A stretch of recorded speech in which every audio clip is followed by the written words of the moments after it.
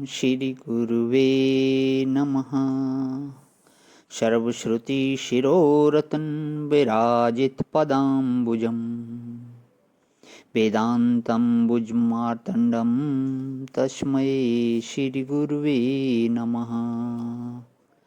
ओम शांति शांति शांति। प्रणाम भवन। श्वेता श्वेत्रोपनिषद स्वामी श्री अखंडानंद सरस्वती जी महाराज का दिव्य ग्रंथ, जिसमें भवन हमारा प्रवचन 37वां चल रहा है। श्वेता श्वेतर के अध्याय 3 की मंत्र नंबर 20 और 21 की व्याख्या चल रही है भवन। इसमें अध्याय है हमारा ब्रह्म आत्म ऐक्य बोध से शोक निवृत्त होना। तो पेज नंबर 407 से आगे लेते हुए स्वामी जी व्याख्या दे रहे थे। बीत शोकः पुरुषः तम अक्रंतु पश्यति स बीत शोको भवति। पहले संसार के बारे में शोक को छोड़ो। कौन आया और कौन गया, कौन मरा और कौन जिया, छोटी छोटी बातों में अगर अपने मन को उलझाए रखोगे तो यह बड़ी बात समझ में नहीं आएगी। सामान्य नियम है कि मन में एक साथ दो बात नहीं आती। अगर जैसे मन में घड़ा और कपड़ा दोनों एक साथ नहीं, बारी बारी से आते हैं। सामान्य रूप से विषयों का ज्ञान एक साथ नहीं होता। अब तुम परिच्छिन्न और अपरिच्छिन्न दोनों का ज्ञान एक साथ प्राप्त करना चाहते हो तो भाई कैसे होगा।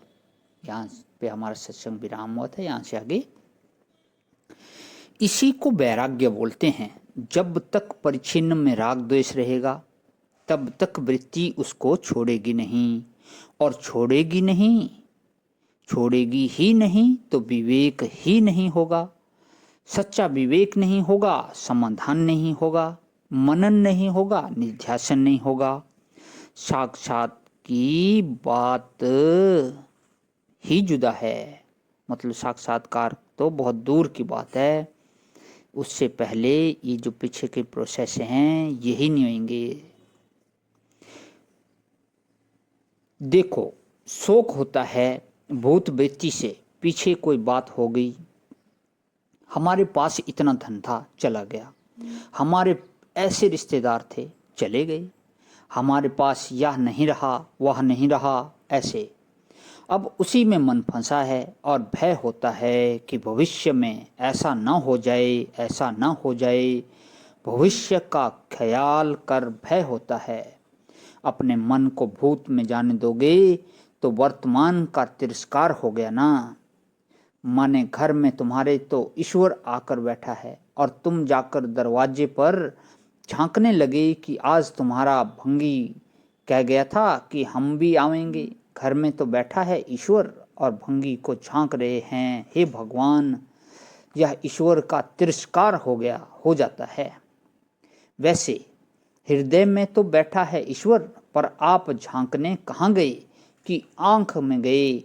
आंख की खिड़की में से झांक रहे हैं बाहर सड़क पर।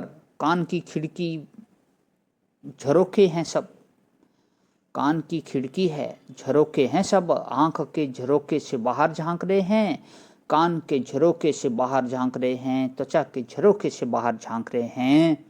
और ईश्वर बेचारा अकेले बैठा घर में टुकर टुकर देख रहा है कि मैं जिसके घर में रह रहा हूँ वह किधर को देख रहा है, उसकी ओर पीठ। कौन देखता है, बोले वित्त शोकहा।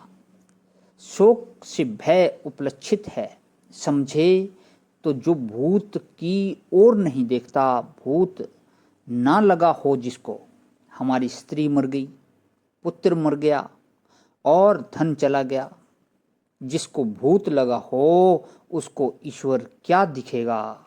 वह तो बावरा हो गया पट्ठा, यही भूत का लगना है। और जिसका महाराज भविष्य में मन चला गया, पांव फिसल गया, कहाँ गए कि ऊपर गए, तो पट से गिरोगे महाराज, बिल्कुल चित्त ही गिरोगे। जिसकी नज़र चूक गई और मोह कैसे होता है? मोह होता है जब वर्तमान में फंसते हैं। बंदरिया को देखा है, उसको कितना मोह होता है, उसका बच्चा मर जाता है तब भी वह छाती से दबाए इस पेड़ से उस पेड़ पर, उस पेड़ से उस पेड़ पर कूदती रहती है। यह मरी हुई दुनिया को छाती से चिपकाए, इसका नाम मोह है। वर्तमान छूटे नहीं, इसका नाम मोह है। और भविष्य में ऐसा ना हो, इसका नाम भय है। हाय हाय भूत में ऐसा हो गया, इसका नाम शोक। तो जो लोग शोक, भय और मोह से आक्रांत हैं, वे अपने हृदय में विद्यमान परमात्मा को देख नहीं सकते। वीत शोकः तम पश्यति। जो वीत शोक पुरुष है, शुद्धांत अंतःकरण वही उसको देखता है। वीत शोकः अंतःकरण की शुद्धि का उपलक्षण है। तो आज यहीं विराम करता हूँ भवन। ओम शांति शांति शांति। प्रणाम भवन।